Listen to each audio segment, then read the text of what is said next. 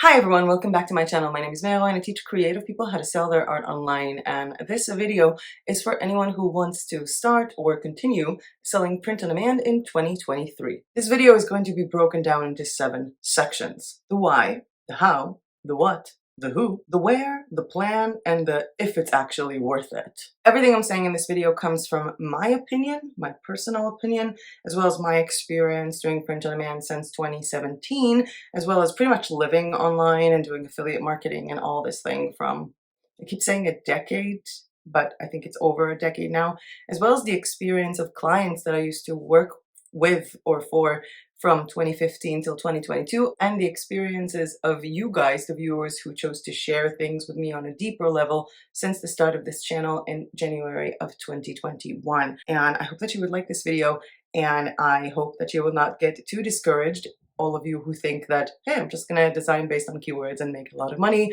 because if that's your mindset, you really are not gonna like this video. In the course of this video, I'll be going over things like different platforms and suppliers, or how I like to call it, the 4.5 ways to do print on demand in 2023, as well as different online tools, recommendations for marketing, and a lot of questions for you guys. Some questions that you might want to answer to yourself before you're actually doing anything online, planning this and all that. And some questions directed to you guys to provide me with the answer of what kind of content is missing for you, or what do you need more of in 2023. I will be referencing a lot of past videos that might help you out if you're just starting, or if you're kind of in a hard spot with your print on demand. I will also mention a few videos that are in the pipeline for this month and the next, as well as videos for people who want to sell digital downloads and printables, as there will be a very similar video to this one, but for printables. But for now, we need to get started with the why. Why do you want to do print on demand? Why do you want to start a print on demand business? Are you a graphic designer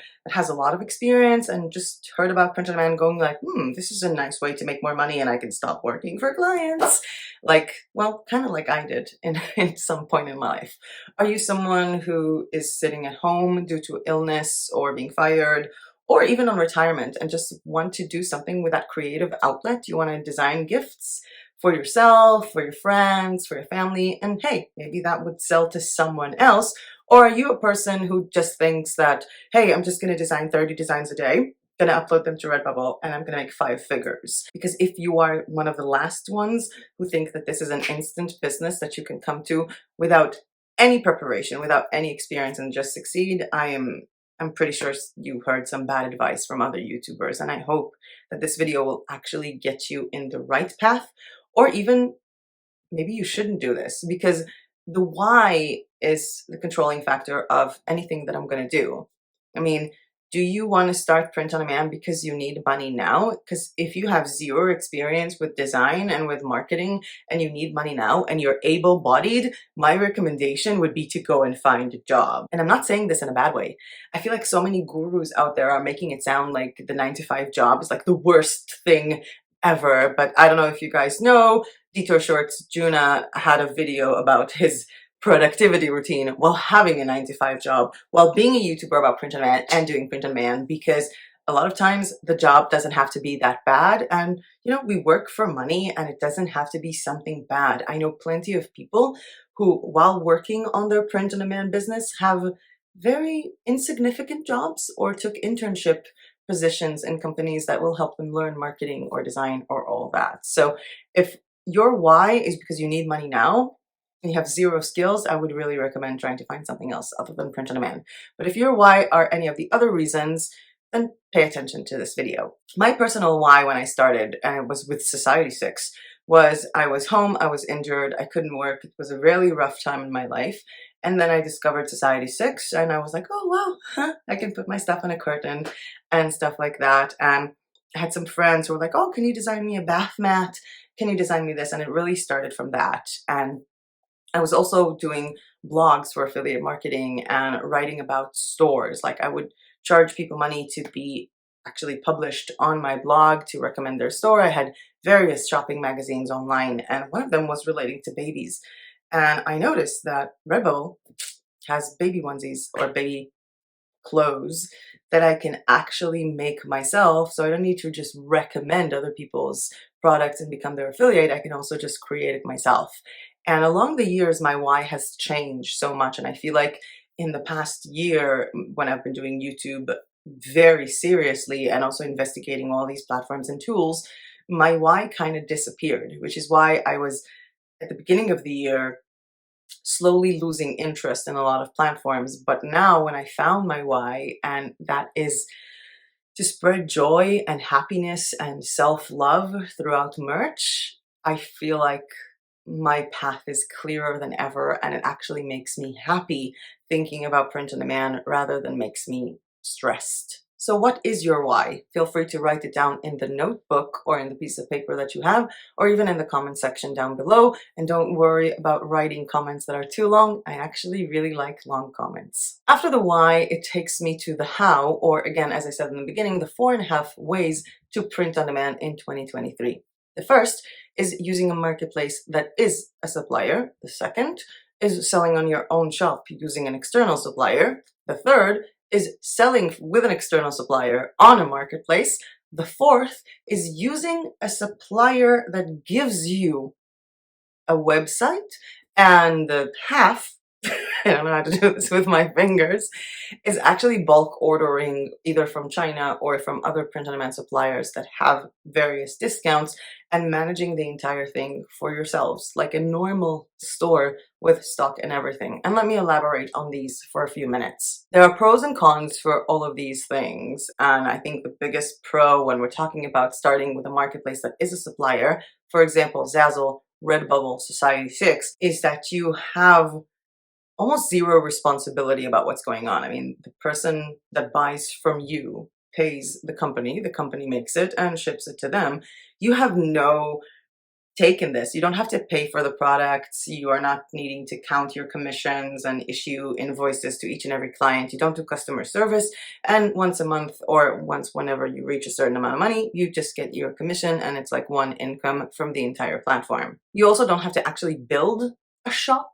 Obviously, some platforms make it easier. Some of them are more complex, like Zazzle, where you do have to have banners for every collection and for every category, and things are a little bit more complex.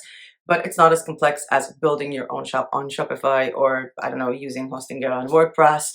And it definitely doesn't cost money to get started on most platforms. But there are certain cons. First thing that I can think about is the control that you have over the product display. For example, if you design a t-shirt for Redbubble that is meant for people who are 50 years old or 60, the model showing that t-shirt is still going to be young. It might not even be the same gender that the t-shirt was designed for. All the products look basically the same, and people can come into your store and exit it just as fast, not even realizing they left it because they're still on the platform. And even if you go to, like, for example, to TeePublic, if I go to one of my listings and look at one of my designs, below that design, I can see designs from other people. And if I send someone for a t-shirt about coding from Pinterest or from Instagram and they really like that design and they go in, the minute they scroll down, they will see a lot of other designs in that niche from other sellers, and they might not even realize at that moment that they're leaving my store and heading into someone else's store, which is a major con for me. This whole cohesive look that everything is the same is kind of a bit broken around Zazzle, where you can upload the initial photo yourself, and this is something that I have been doing with my own Zazzle products, whether I'm using photos that I took myself of the products or mock-ups from Placeit. If you want to take an external supplier and integrate it with your own shop, there are also pros and cons for that. I mean, you start a Shopify store, or you start a WooCommerce store, or you start a shop with Hostinger Builder, which will be a video about that because I'm pretty excited with that, or even using PayHip. In a way, you can control the entire design. You can really brand yourself. You're in control of the clients. You have the client's information when they buy. You can make various sales, and you have more control over the quality of the items. Because, for example, if I don't like the quality of a Redbubble hoodie, I can sell a different hoodie on Redbubble. But if I'm working with Printful and I'm using this hoodie and I kind of don't like how it feels on me and I have my own Shopify store, I can just switch to Awkward Styles, and their hoodies do feel a little bit more comfortable and their printing is a little bit more vivid. So I do have that kind of choice. However, again, the entire responsibility is on you, and I feel like so many people think, oh, if I open my own store, I have to do all the marketing by myself. Guess what? You're gonna have to do it if you're on a marketplace as well. When you're working with your own supplier and using your own store, you also have a little bit more choice when it comes to branding. Whether it's with Printful or Awkward Styles that you get your name, the name of your store, appearing on the sender of the actual box, or with the supplier Art of Wear, who's by the way also a marketplace, where you can add a few dollars to have like a sticker with your logo, to have actually the tag on the clothes to be branded by you, and have like a card that is sent from you as the artist telling people to follow you on Instagram, or a coupon code or stuff like that. So you do have more control when you're talking about your own shop, but you do also have all the responsibility. You have to do all the customer service, and you're also managing money as money comes in and money goes out when the buyer pays you and you pay the supplier. And you also have to keep track on inventory and price changes and shipping and all that. A lot of people choose to work with a supplier integrated with their shop on a marketplace. And the biggest example for that would obviously be Etsy. And in that case, you get a little bit of both. I mean, you choose the products you want from the suppliers you want and the quality that you want, and you can upload your own mock-up photos to your store, and it doesn't have to be as generic as Redbubble, but you are in a marketplace. Your competitors are going to be right below you, and the clients who purchase from you are not really your clients. They're more like Etsy clients. You have limited information about them, and they can easily just drift off to other sellers on the Etsy platform and not buy from you at all. The fourth way, which I think a lot of people underestimate, and I've heard a lot of people say this mostly about Teespring, is when you have a supplier that gives you your own store on its own. And I feel like so many people have been looking up at this topic sort of backwards. And let me explain. When Teespring started, they were a marketplace, and then they sort of created these individual shops for people and sort of closed down their own marketplace. And everybody was upset. Oh, how could they do this to me? How could they do this? But hey, Teespring is giving me my own store. I can even implement my own domain. There will be zero competitors appearing down below, and they handle everything for me. They're going to do the customer service. They handle all the money, and I just get commission at the end of the day. And that kind of, for me, looks, I don't know, brilliant, completely brilliant, especially when the quality of some of their items is actually quite good. I'm not going to say all of their items, because some of their items were complete bust, but some of their items come in really good quality. And I feel like these stores, which by the way, Fine Art America gives you the same option to open your own store in the cost of $30 a year, if I'm not mistaken. There was a video about that. And for those of you who have been asking me about Fine Art America, I might be returning to that, more on that in, I think, my goals video in February. But I really do think that this option is underrated, because people have this kind of resistance to marketing, because a lot of YouTubers tell you that you can just upload, like marketing is for fools, you don't need to market. But in truth, having a store that is built in this way and set up in this way is actually kind of brilliant. And I feel like there will be more Teespring tutorials and talking about Teespring this year, since I will be connecting Teespring to my other YouTube channel that is all about self-love, and I would want my merch to be featured, just my merch. I don't want anyone else featured in these designs. If someone comes from my YouTube channel that I worked so hard on to see other people's designs, no, that's not for me. So Teespring and Fine Art America with these options are also a good option for print on demand in 2023. That's the fourth option. And the fourth and a half option is to actually order things yourself and sell them yourself. And one of the reasons why I came to this realization, conclusion, whatever you want to call it, is that you can find a lot of Chinese suppliers, for example, print-on-demand suppliers from China, that would have actually good quality. Some of them have terrible quality, but some of them have really good quality. The problem is that when someone orders through your store, if you're integrated with that supplier, they will get that little, I don't know, silver packaging and a lot of Chinese letters on it, which can be terrible for branding and for all of that. But if you do order several things to yourself and then manage the shipping from there, you might find it will be easier to do that, because first, the prices are a lot lower.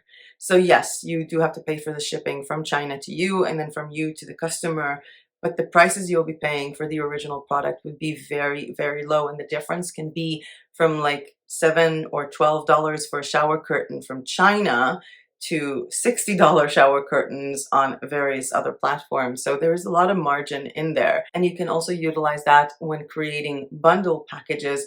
For example, selling a shower curtain with a matching bath mat, because you will order 10 shower curtains of a certain design, 10 bath mats of that design, and the product listing would be one of each.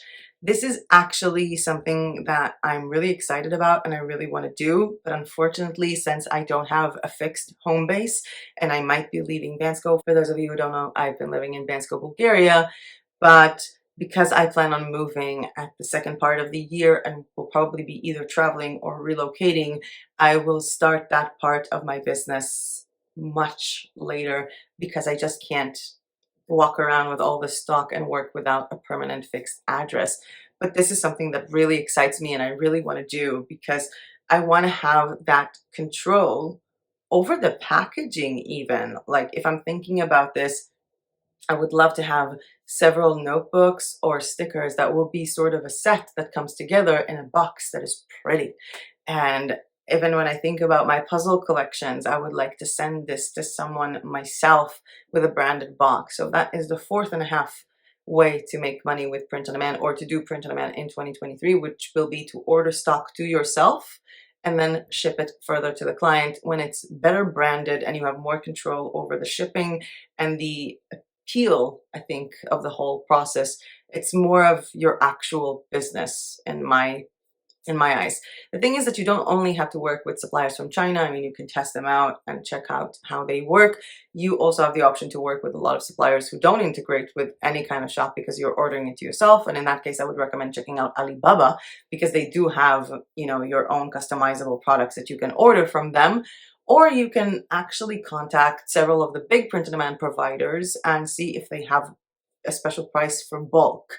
I know that Art of Wear has a special price for bulk, but you can also try and reach out to Awkward Styles, for example, and ask them if they can provide you with a special price if you order in bulks to yourself. Now that we covered the how, we're going to move on to the who. And when I say the who is your target audience? Who are you trying to sell to? I mean, I feel like so many people just start with, I'm just going to design what is trending, and the people who will buy it are the people who are searching for trends. Yeah, that's not going to work. For any successful business model, there should be a who, and the who actually shows us what to do, what to sell, how to market. For me, for example, in this channel, my who are people who have a creative side or trying to make money using their creativity. That's why I have videos about print on demand, as well as videos about selling printables, as well as videos about marketing, design, different tools, because I know who my target audience is. It's not that I have one topic, it's that I have one audience. And when you get to know your who, and when you think about your who, what to design and where to design becomes a lot easier, because the who can be a bunch of different things. I mean, are you targeting men or women? If you have a store that is all about things relating to beard or stuff like that, I'm guessing it's for men. If you have a store that is selling bras, I'm guessing it's for women. And when you look at these factors of who do I want to target, that can also help you find a marketplace or a place to sell it on. For example, I see a lot of YouTubers who made this huge mistake of discovering Zazzle and thinking that Zazzle is just like any other print on demand. So hey, let's make a tutorial on taking the best-selling designs from merch by Amazon or Redbubble, copying these designs and selling them on Zazzle, which is quite dumb. To be honest, one, you shouldn't copy other people, and two, Zazzle has a completely different audience than Redbubble or merch by Amazon. Because if you look at the statistics of people who visit Redbubble or, for example, TeePublic, the majority of them would be 20 to 35-year-old men, while if we look at Zazzle, the majority of them will be much older women. These are totally different audiences. And I think that in the course of the Zazzle tutorial series that I did, I made a video comparing Zazzle to other platforms. Throughout that video, I was showing the statistics of who visits what kind of platform and what mostly people are searching for when they go into that platform. For example, a lot of people are literally Google searching Society 6 wall art instead of people who want a nice t-shirt or sticker from Redbubble. And that video was made, again, with the Zazzle series, but the lessons from it and the free tools that I was using from it will maybe help you find out where the target audience that you're targeting, the who, is hanging out. And I will leave a link to that video down below. Again, that video was done a while ago, so maybe the statistics and the numbers will be a little bit incorrect, but all the tools that I was using in that video were free, so you can do the same thing as well and come to your own conclusion. Based on my target audience and the people I want to sell to or to appear in front of, that might also direct me towards a certain marketplace or a certain platform. Let's say my target audience is people who like cooking, baking, all kinds of stuff like that. I might want to sell on a marketplace or choose a supplier that has aprons because that's something you use when you cook or when you're really into cooking. I might also want to find a marketplace that has bowls, for like example recipe bowls, or even go to Zazzle because they literally have recipe notebooks that you can design the exterior of the recipe notebook, and the internal part of the notebook is an actual recipe. Your who could also be people from a certain ethnicity, religious group, or even people who speak a different language.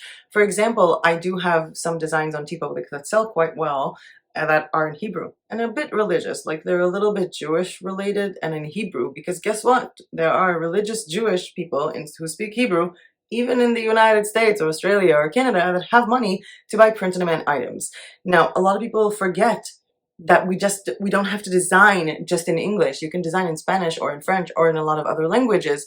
However, I do see people making sort of the opposite mistake. I saw one person during like shop review submissions, and their entire shop was in a language I can't understand. And I was like, what language is this? And they're like, Vietnamese. Because, you know, I can target this because no one designs in Vietnamese. And I'm like, the Redbubble hoodie will cost probably half or a third of the minimum wage in Vietnam. Maybe that's not a good target audience to have. So I really need you guys to think about your target audience, their religion, how much money they have, what do they like to spend their money on. I know a lot of people who think that they can design these t-shirts with their logo on them on Redbubble. Why would anyone go to Redbubble to buy a t-shirt with your logo? Who cares? Your logo doesn't mean that this will have a better quality. You're not Ralph Lauren, you're not Polo, you're not Louis Vuitton. Having your logo on a t-shirt on Redbubble doesn't mean it's going to have better quality than the other t-shirts on Redbubble. It's going to have the same exact quality. And I feel like along the lines, people forget to focus on who my audience is. What are they interested in? Where do they hang out? Because if I wanted to target people who are over the age of 50, maybe TikTok will not be the actual way to do it. Maybe I will find them if I have a blog or if I put things on Pinterest or on Facebook. And a lot of things also relate to the social media platforms that people use in their country. Because, for example, marketing my store on Reddit, if I'm appealing to Israeli audience, will be pretty much dumb because most Israelis don't know what Reddit is. So I really want you to take the time to think about who is your who. Is that a man? Is that a woman? Is that not relevant? Is that a person with a certain sexual orientation, religion, hobby, profession? And based on that, you fit the rest of the puzzle pieces together. By the way, side note on that, if I want to target people who like jigsaw puzzles, I won't just have to make puzzles. I can also make t-shirts for people who like puzzles. For example, one of my best-selling t-shirts on TeePublic that says, "The dining room table is mine," and has puzzle pieces on it. So again, think about who the target audience is when you're thinking about designing or selling any type of product or any type of design. And that takes me to the what.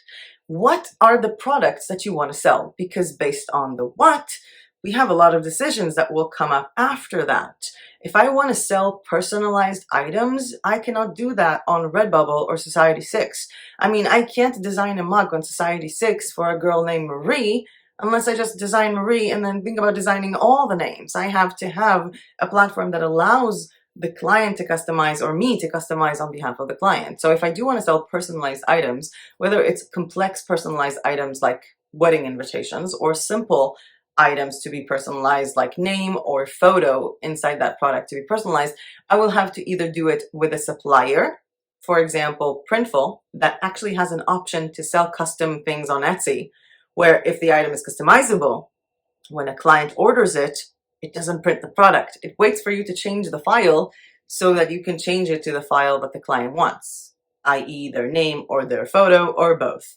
Or I will choose a platform like Zazzle where I can customize things even if I'm the buyer. For example, these two precious things. that I'm selling on my store and are actually selling, and I love them because, you know, I ordered them for myself, which is a planner where people can literally come in and change to their names, or a journal where people can put in their own names. If you want to know more about Zazzle notebooks, there was a full video about that a while ago, and I'm pretty excited about them, and I think I will feature more Zazzle products, and there will be a Zazzle calendar video in the next few days because I already have the Zazzle calendar from last year and it's a pretty awesome product. But I'm drifting because I was talking about the what. And when I'm talking about what am I selling, that also takes me to the design aspect. For example, if I am using awkward styles to sell pajamas on Etsy, the what would be designing the top of the hoodie, and it has its own dimensions, and I pretty much design the same dimensions all the time. But if I'm on a marketplace like TeePublic, the design that I make will appear on multiple items. So I have to think about that in advance, which is why the majority of the items that I upload to TeePublic are white designs, just so they can fit all the multiple colors. But if I'm on Society6 or Redbubble, these are platforms that have these giant uploaders where you put that design on multiple items at the same time, but you have the option to switch the file within that design. So for example, when I was designing for Redbubble, I think it was a few years ago because I left Redbubble last year, but when I was designing for Redbubble, every single design that I uploaded had 7 or 8 different files to fit the mugs, to fit the stickers, to fit the shirts, to fit the shower curtains, to fit the dresses, all of that. And in the case of Society6, you might need several variations and several different file sizes, dimensions, ratios, formats when you're trying to design one design on multiple products. And yes, there will be a full Society6 tutorial that will tell you what kind of dimensions you're going to need, whether you're selling art or whether you're selling patterns. I'm really looking forward to that one and dreading that one because uploading to Society6 is the slowest thing ever. When we are talking about the what, we are also talking about the quality of the product, especially if you're selling on your own store, whether it's on Etsy or on Shopify. Because if you don't actually know the quality of the product that you're working with, for example, if I have to look at some of the Chinese supplier that sent me like terrible products, if I would have integrated that with Etsy and the client would have gotten that, I would have started my Etsy journey after a lot of hard work with so many bad reviews. And you don't want to have that. So you do want to consider the product quality if you are working with an external supplier or even if you're working on a platform. I mean, you don't want to spend all of your time working and promoting something that has bad quality and less repeat customers.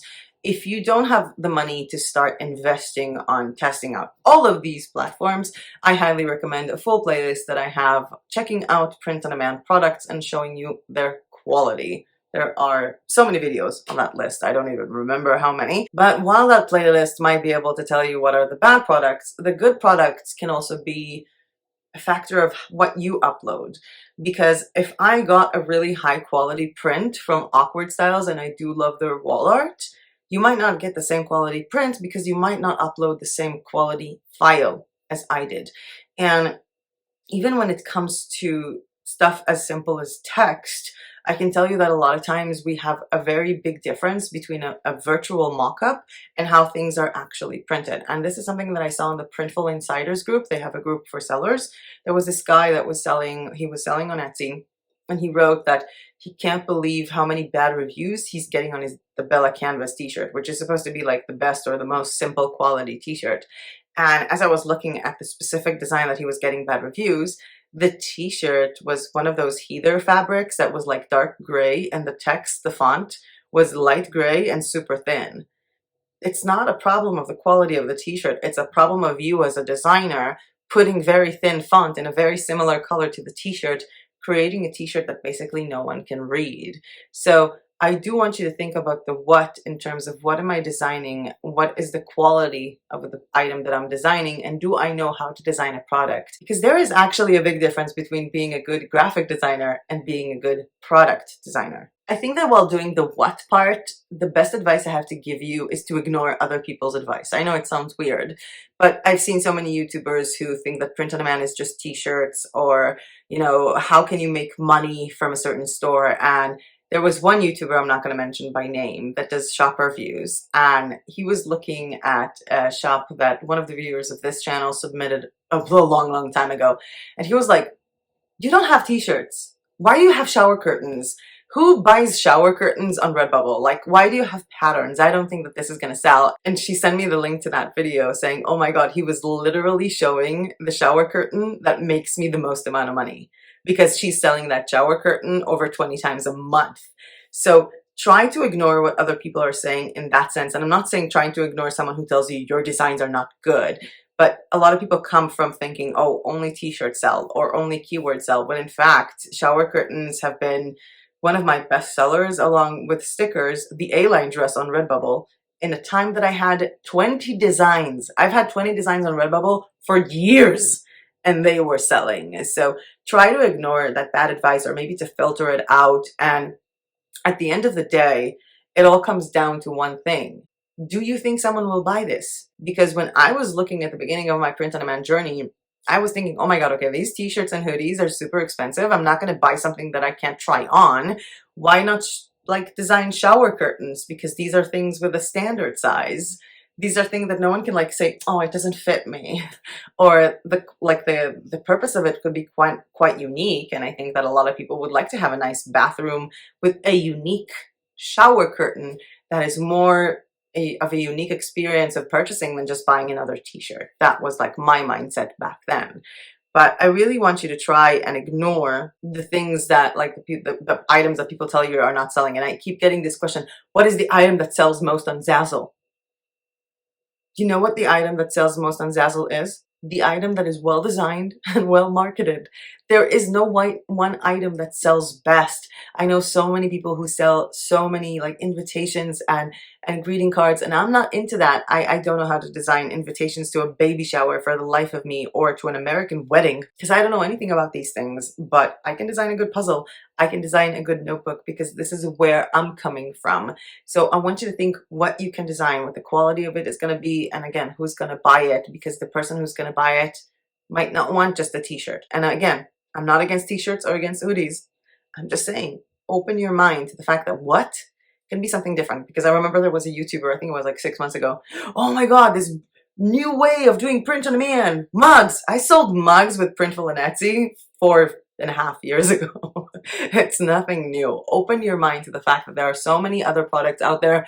Zazzle has 1,500 products under their belt, and they keep adding more. And so many platforms have things like a skateboard and stuff like that. So really try to expand your mind when you're thinking about what to sell. A little side note between all the what, the who, the where, the how, and all that would be the tools that you have in your possession.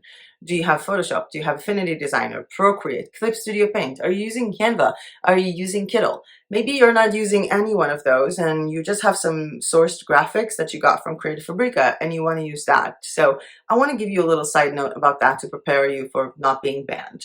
A lot of people have been banned in the last few months from KDP or from Etsy, Redbubble, and TeePublic for using Creative Fabrica designs. And the thing is, I feel like a lot of people don't know that just because a designer gives you permission to use a certain design doesn't mean that the platform wants you to use it. There have been plenty of people who are banned from Amazon KDP using Creative Fabrica coloring page interiors for the very simple reason that Amazon doesn't want someone to go on the platform, buy 3 coloring books, and get the same coloring book.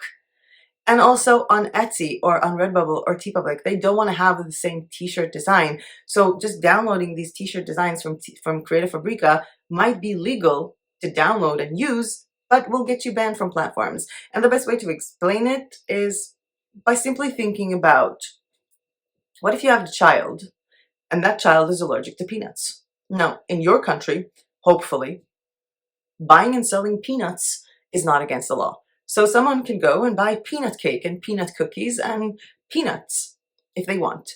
They're not breaking any law. But can they enter your home with cookies that contain peanuts and give it to your child? Probably not if your child is allergic to peanuts and can die. So there is a law that says, hey, you can buy peanuts, but you as the owner of your home, you're saying it's against the law, my law, to have peanuts in my house. Try to think about it this way, because I've seen so many people who get banned using these tools. I wanted to make a separate video about this. There will be a separate video about this. But for now, just try to think that using these tools is very nice, but you don't want to create something that other people's create. So you might want to modify them and change them. And that is something that you can do in certain platforms, with certain tools. You can use a design and make a pattern from it. You can use a design and change the saturation or the color of it. You can do so many things by adding to that design. And that is also dependent on where you're selling that design, because different platforms have different abilities when it comes to actually styling the design. And that will lead me to the where. But before I get to the where, if you like this video for some reason and found this information useful, please hit the like button down below, because every time you do, it tells YouTube, hey, this is a cool video, and it's probably going to share it with more people. It's a cool and easy and free way to help me with the journey of sharing everything with you for free. I don't have a course. I'm not selling courses. Now, the easiest step in all of these steps is the where. Because if I know what I want to sell, and I know what method I want to sell it in, and I know who I want to sell it to, then finding the where is going to be pretty simple. I mean, if I want to sell customizable wedding invitations to women over the age of 30, I will probably choose Zazzle. If I want to sell cool designs for 25-year-olds, I might choose TeePublic or Redbubble. And also, based on the amount of marketing that I want to invest in it, I want to know that my marketing efforts are not going to go to waste. So I will be more inclined to divert people to market my own store that is on my own platform, whether it's a Shopify store or even a Teespring or Find Out America store, or to market a Zazzle or Society6 store, because those two platforms allow you to affiliate yourself, which means that I will make money if a person coming in to see my notebook is going to buy someone else's notebook. And there was a full video about how to combine print on demand and affiliate marketing, so I'm not going to say more about that. There will be a link to that video down below. Another example on how to choose the where can also depend on the platform's ability to design. For example, on TeePublic, you upload a design. On Redbubble, you upload a design and you can click on the seamless pattern repeat button, which doesn't exist on Society6, but at least you can upload a bigger design.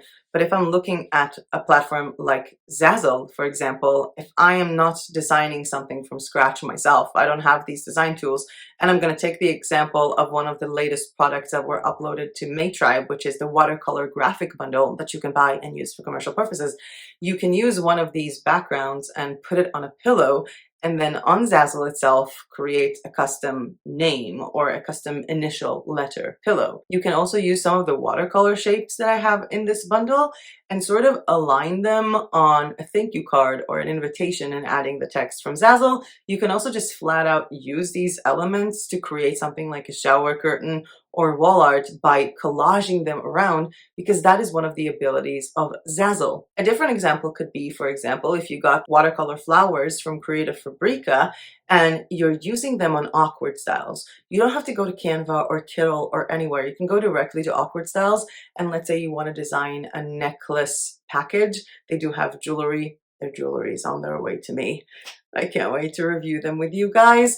But you're designing the back of the jewelry card by aligning the flowers in a certain way and then adding text directly from awkward styles. You don't need to have any other design tool to take these things and mix them together. You can do the same with an AI art generator by typing liquid wall art effect and then having that plus text on it on any other platform. So when we're talking about the where, I think this is like the easiest step to do. If you thought about your who, your how, and the what, it all comes down to that. Because, for example, let's say I want to sell jigsaw puzzles to Europe, I'm probably not going to go with Printful because they have jigsaw puzzles that don't ship to Europe, that only ship to the United States. Or I probably wouldn't choose Awkward Styles if I want to sell sticker sheets because they don't have those.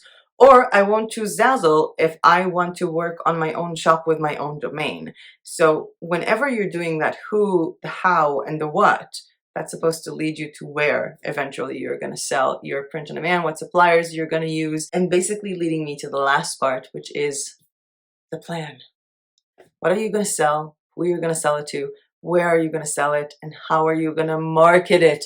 Because so many people think that you don't need marketing. And again, marketing is a result of all of these things. If your target audience is over the age of 60, maybe TikTok would not be the right place to do that.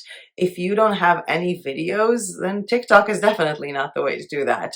But maybe you want to advertise on Instagram. Maybe you purchase some of your products and you want to make cute little small videos and make a reel from it for Instagram, or even use Place It mockups because they have video mockups and put that on Instagram Reels. Maybe a part of your plan is going to be to use Pinterest. And in that case, I do have to say something, and I can't say it enough. Pinning from your platform will not work. Pinterest likes photos, pins that are in a specific dimension, that are in a specific size, which is 1000 by 1500 pixels. So just pinning a square 1:1 ratio photo from Redbubble or Zazzle or Society6 is not going to do the trick. You're actually going to have to create your pins yourself. I am a huge advocate of having a blog, having a website that gathers everything together in a way to market your print on demand or any type of business. I am a huge advocate of that, and there will be more tutorials about that in terms of how to create an artist website as well as a blog using the Hostinger website builder, which is far easier than WordPress, and I've been exploring that a little bit. And if you already want to get started with that, there is 10% discount for Hostinger with the coupon code May and the link down below and more details on that. But I feel like so many people are ignoring the part about the plan, and I don't want to say a lot about that because there was a full video about how good is your plan with an actual freebie that you can download to follow the steps and create your own print-on-demand plan. Again, that video I think was a few months ago, and I was talking about examples of different projects, but the value of it, the information in it is still valid, and of course the freebie in it is still valid, and you can find it on maytribe.com under resources and freebies, where you might also find a lot of discounts that viewers of this channel get. At the end of the day, the whole thing leads me to the last thing, that was the if this is for you. Because if right now you need money and you're able-bodied, go to find a job. This is for you if you see that this is something that is long-term. And I think that this comes from years of doing affiliate marketing. Whenever I start a new venue or a new avenue, a new business idea, I think to myself, this is not going to make me money for the next 6 months. Am I good with that? Am I good with slowly working on that? Because coming into something with all this motivation of having 5 figures and finally changing your life is going to burn you out faster than Etsy is going to list your listings on the search results. It just is. A lot of people just fall into these traps, and there was a full video about all the lies that YouTubers tell you. A lot of people fall into this, oh yeah, why would I do this on TeePublic? They're not promoting my art on their search results. Why would they?